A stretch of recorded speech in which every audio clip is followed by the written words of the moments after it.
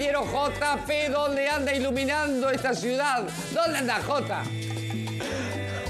Marcelo, querido compañera, les vuelvo a saludar en esta hermosa mañana y como me comprometí en el móvil anterior, a empezar a abrir lentamente el diario de este lunes post-eleccionario en la República Oriental del Uruguay, nos vinimos hasta la puerta del diario El País para hablar con la gerenta de innovación del diario El País. Pero además, a ver, es una mujer que tiene una calculadora en la cabeza, tiene una computadora porque te maneja numéricamente todo lo que pasa en las elecciones, aparte de tener el atisbo periodístico que la caracteriza y la calidez humana que por supuesto tiene nuestra querida compañera Ana Laura Pérez, a quien recibimos en esta hermosa mañana. Gracias por estar con nosotros, gracias por charlar, por recibirnos. Bueno, ¿cómo estás? ¿Qué pasó ayer? ¿Cómo estás en la mañana de hoy? De todo pasó ayer. Fue una locura, ¿no? Fue una locura, sí. La verdad pasaron varias cosas que algunos no esperaban. O, digamos, también hay toda esta cuestión de que las encuestas daban una cosa y terminó pasando otra. En realidad, si uno mira los márgenes de error, los pisos y los techos, no es tan diferente, pero lo que pasa es que normalmente los seres humanos tendemos a no mirar los pisos y los techos. Claro, a ver, hoy de mañana me llamó mi madre para preguntarme si el único que había perdido en la elección había sido Manini. Y le digo, bueno, mamá, te dejaste llevar por el video, Manini perdió y perdió mucho, pero hubo otros movimientos también significativos dentro de la democracia uruguaya. ¿Qué sabemos del Frente Amplio? ¿Cuáles son las tendencias principales del Partido Colorado y del Partido Nacional según lo que votó la gente en la jornada de ayer? Yo creo que tu mamá lo que dijo, lo dijo porque fue el único que admitió públicamente que había perdido. Fue como muy duro en su discurso, incluso habló de asumir personalmente la derrota como líder. Los otros partidos tienen, lo que dicen los que saben, los politólogos, es que todos los otros partidos tienen algo para festejar y algo para preocuparse, ¿no? Si vos mirás los números, hay de las dos cosas. Y obviamente, de cara a un balotaje, los dos partidos principales, y no se van a subir al estrado a hablar de lo que tienen para preocuparse, tienen que hablar de lo que tienen para festejar. Porque lo otro, capaz que mejor lo dejamos puertas adentro para el análisis. Pero sí, y si uno mira, ahora viene toda una etapa donde se empieza a ver un poco más fino esto de, ¿no? Bueno, el Frente Amplio va a tener 16 senadores. Bueno, pero ¿quiénes son esos 16 senadores? ¿A qué listas pertenecen? ¿Eso ya está confirmado? Bueno, está en un proceso, tal vez el último, en general el último se arma con restos y es más como débil. En eso sí hay tendencias claras, como que por ejemplo el MPP, el espacio 609 para ser más correctos, sacó más de 400.000 votos. O sea, cerca de, si uno piensa que el Frente sacó 1 millón de votos, y la verdad es un montón. Estamos hablando de una bancada enorme de senadores en un grupo que va a tener un peso bastante grande. Entonces, si gana el Frente Amplio, uno podría pensar que el presidente y su ministro de Economía, por ejemplo, ya anunciado, van a tener ese apoyo porque ese es todo su peso más grande. Entonces ahí hay como una... Lo otro que sorprende es que Sereñistas votó por debajo de lo que uno podía esperar, que se está manejando que tendría un senador solamente. Eso sorprende. En el Partido Colorado, por ejemplo, y bueno, si yo tuviera esta cuestión de que había una comunicación tan buena del candidato, etcétera, cuando uno mira los números, resulta que no, que capaz que no están así.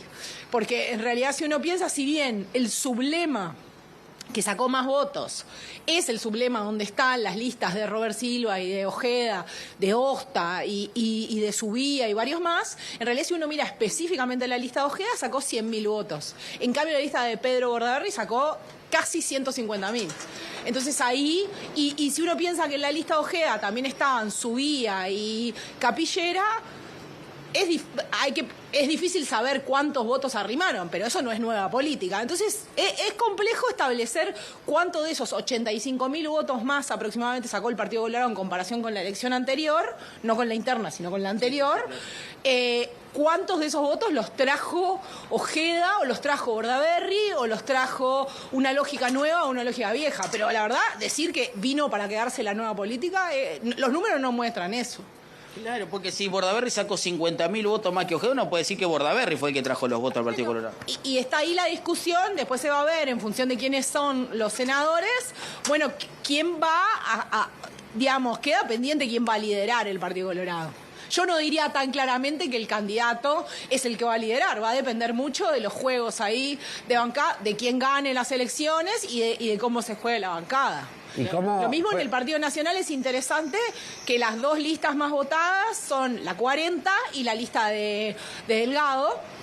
Pero en realidad, si uno mira, bueno, falta un restito y faltan los presos y la diferencia no es muy grande, pero todo indica que la que tuvo más votos fue la lista 40. Y el herrerismo quedó por debajo de la lista de Beatriz Argimón. O sea, le fue muy mal al herrerismo. La 71 debajo de la 5 sería. Correcto, sí. De las listas menos votadas del Partido Nacional, lo que si bien puede no sorprender a algunos, porque bueno, se veía venir y incluso llamaba la atención que no figuraba ningún candidato con nombre y apellido, era solo 71 y la cara del candidato a presidente, igual no deja de ser, es una lista histórica, ¿no? Y se ve como muy reducida. ¿Qué va a pasar con el fenómeno Salle? ¿No? Que vamos a ver que va a llegar a diputados, parece que tendría 2, con las distintas mayorías que se van a generar ahí. Al ser 2 también va a tener cierto poder de decisión sobre algunas cuestiones que se debatan en la Cámara Baja. Bueno, sí, estuvo hasta durante un rato de anoche, se creía que incluso podía llegar al Senado, ahora ya está confirmado que no logró llegar al Senado, pero sí va a tener 2 diputados. De hecho, va a tener la misma cantidad de diputados que Cabildo Abierto y uno más que el Partido Independiente, que solo tiene 1. Entonces, nada, ahí hay toda una serie de interrogantes sobre cómo se va a comportar Salle y cómo se va a comportar su bancada, porque también hay un interrogante sobre quiénes son. Les conocemos como cierta identidad de redes, pero no como humanos, digamos.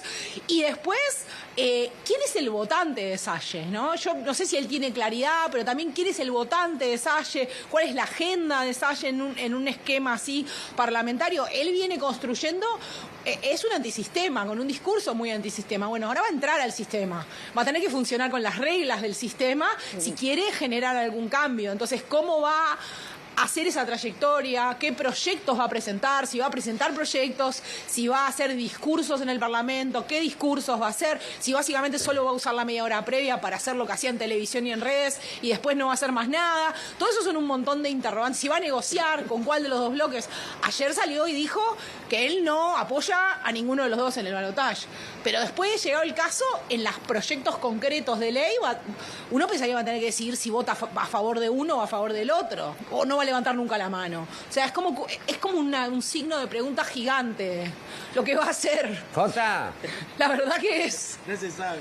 Decime, Marcelo, te está escuchando Ana Laura. Ah, bueno, hola, buen día. No, porque como estaba hablando de los senadores, los que habían salido, los que no habían salido, en esa disputa del Partido Colorado, los senadores que acceden a las bancas, ¿cuáles son? Ojeda, obviamente, debe ser uno de los primeros en asumir.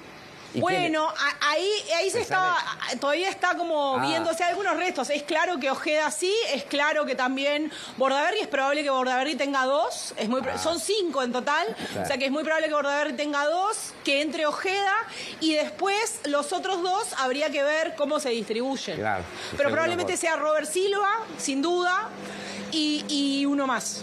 Bien. Te quería preguntar, Ana, también la influencia que tuvieron los plebiscitos ayer.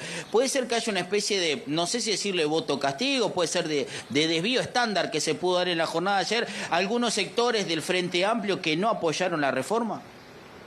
Bueno, eso también es interesante. Es difícil de entender qué fue lo que pasó. Hoy yo escuchaba, algunos politólogos hacen ese análisis, es difícil ver si uno lo puede probar o no, pero da la sensación, sorprende la baja votación de algunos sectores del Frente Amplio que son los que directamente salieron a decir y a no ensobrar, porque el MPP, si bien no estaba a favor, permitió ciertas libertades, incluso se habló y se denunciaba que ensobraba, porque permitía a cada comité y a cada militante repartir las listas de la manera que mejor lo entendiera. Entonces tal vez puede haber habido algo de eso.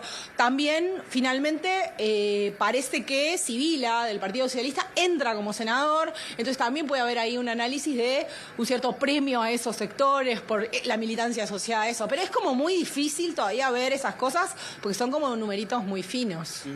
Apelando a tu intuición, digamos, y a tu conocimiento político y a tu bagaje en campañas políticas, desde lo discursivo, desde lo cualitativo ya esta vez, ¿vamos a ver ciertos cambios de conductas, digamos, de aquí a un mes a lo que resta el balotaje? Y bueno, sí deberíamos. Si no lo vemos me preocuparía. O sea, porque no es el mismo votante el que tienen que ir a buscar. O sea, ninguno de los dos tiene que ir a buscar el mismo votante que estaba buscando en la vez anterior. Si bien uno podría decir que el votante de Delgado es más parecido al votante digamos, el votante que Delgado tiene que ir a buscar se parece más al votante que lo votó efectivamente, igual es un votante diferente, que claramente no conectó del todo con o su partido o su discurso, o que también puede ser gente que quiso previar una bancada, votar un senador o algo de eso, también puede haber algo de eso. Y sí, el Frente Amplio tiene que salir a pescar en otra pecera. Las elecciones anteriores le fue bien en eso. Y de hecho venía mucho peor. Y aunque perdió las elecciones, las perdió por un margen bastante chico si uno piensa que salió de un piso mucho más abajo que esta vez. Pero igual la pelea es como...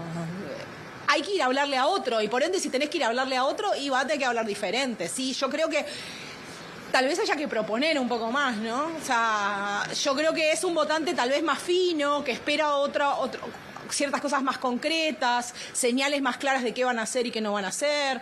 Tal vez debería ir por ahí, pero diferente tendría que ser porque la persona a la que yo le hablo es otra, así que debería.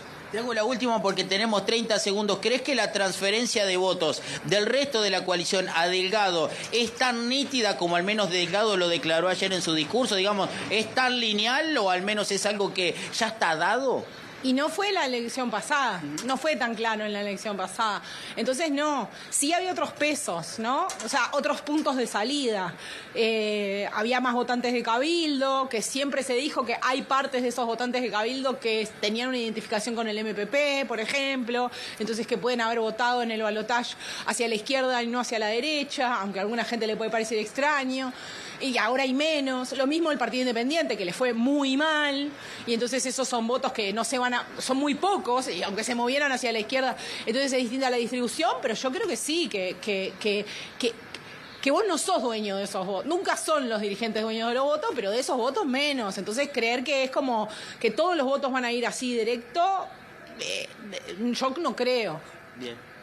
Bien, Ana Laura, te agradecemos que te hayas tomado este tiempo para conversar con nosotros. Gracias por aclararnos un poco más desde lo numérico lo que sucedió ayer. Y te esperamos en cualquier momento. Nos vemos en el canal ahí a la vuelta de la esquina. Por favor, un placer como siempre. Bien, Ana Laura Pérez con nosotros, compañeros, conversando acerca de lo que sucedió ayer en las elecciones. Gracias, Ana Laura. Gracias, Jota. Nos vemos en un